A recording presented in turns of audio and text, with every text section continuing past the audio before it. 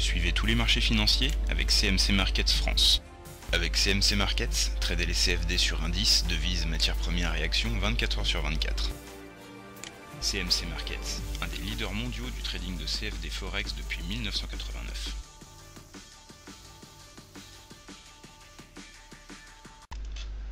Salut, c'est Trado. Voilà la vidéo de mise à jour pour l'or et pour l'argent.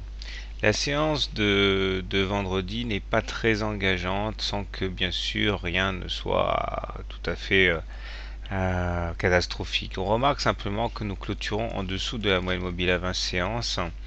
Bon, in extremis, hein, mais c'est quand même un signal fort parce qu'on a eu du mal à rebondir tel qu'on a pu le faire séance de jeudi où la clôture se fait clairement au-dessus de la M20.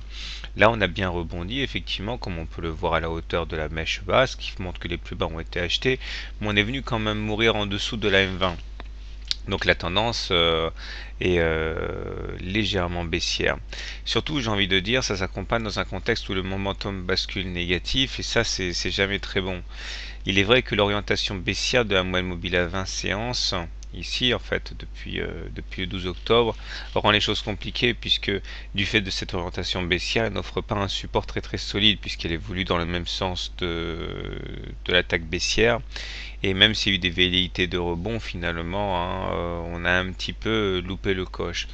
Les indicateurs techniques sont mitigés parce que le stochastique aussi est mal orienté. Il sort de sa zone de surachat, il finit en dessous de son signal. Heureusement, le MACD demeure au-dessus de son signal, même s'il lui aussi reste négatif. Donc pour faire simple, nous sommes toujours dans une situation de grande vulnérabilité par rapport à cette évolution de l'or.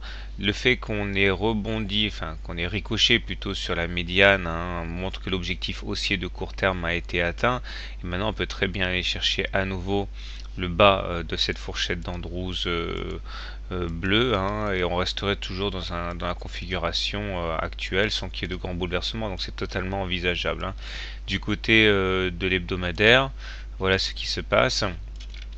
On voit que les cours eh bien, ont calé contre la moyenne mobile à 7 semaines ici, inscrivant de ce fait une bougie rouge peu engageante. Alors c'est pas véritablement une couverture en nuage noir, puisque pour que ce soit, il aurait fallu que la bougie là commence au-dessus de la bougie précédente, ce qui est le cas, mais finisse en dessous de la médiane. Donc là on échappe à ce nouveau signal baissier japonais.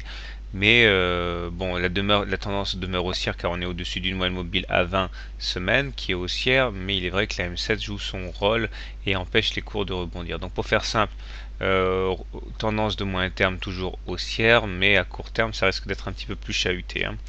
Pour l'hebdomadaire sur l'argent, voilà ce qu'on peut dire. On abandonne 0,9% vendredi et on obtient une configuration relativement similaire avec la moyenne mobile à 7 semaines sur l'argent qui a joué son rôle de stopper. Et sur le journalier, voilà où nous en sommes. Eh bien, comme je l'ai dit déjà avant-hier, hein, l'argent est dans une meilleure configuration que l'or puisque il était déjà monté bien au-delà de sa M20 et c'est vrai que ça nous a valu de rester suffisamment longtemps, 5-6 séances ici au point de retourner la M20 à la hausse et du coup la M20 a joué son rôle de support de manière plus efficace.